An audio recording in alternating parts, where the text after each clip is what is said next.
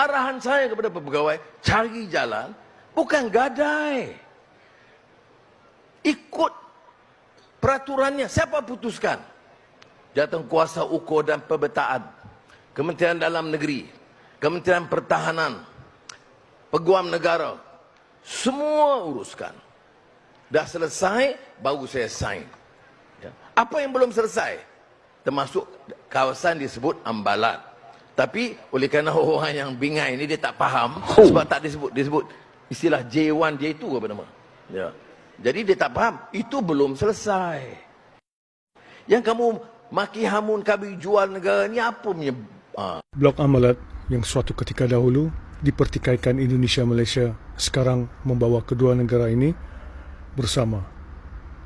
Penemuan minyak dan gas baru-baru ini di Blok Ambalat membawa kerajaan Indonesia segerakan penerokaan untuk dapat kekayaan hasil bumi bagi manfaat Indonesia.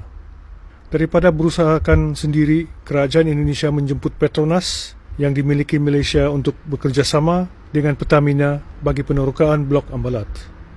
Tumpukan kepada instead of working alone atau daripada berusaha sendiri, ini bermaksud Blok Ambalat diusahakan sendiri oleh Indonesia.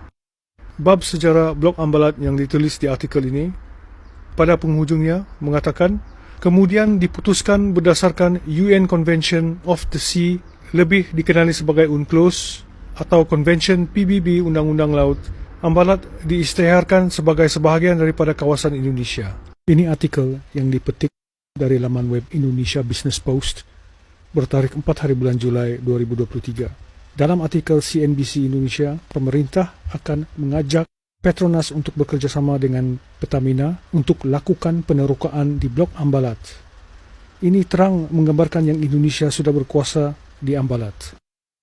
Isu Ambalat ini kenapa di Malaysia disekat, tapi di Indonesia tiada desakan supaya tidak mainkan isu ini, malah ditulis secara terbuka.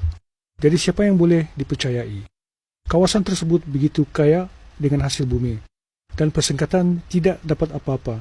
Lagi teruk kalau diserahkan dan dikalahkan kedaulatan kawasan Ambalat atau ND6 dan ND7 ke pihak asing, menjadikan kita pula orang asing.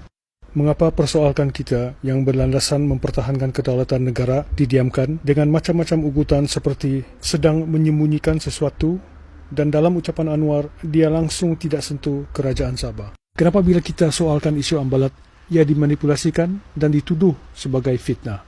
Sedangkan kita hanya persoal, apakah Riza Khalid yang dikenali sebagai mafia migas dan the godfather of oil di Indonesia terkait dengan isu ini, sedangkan Pudin Poka akui Anwar mempunyai hubungan dengan Riza Khalid.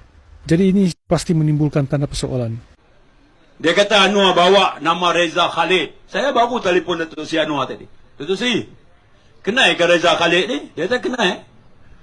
Dia siapa? Dia bilioner dari Indonesia. Multi-bilioner.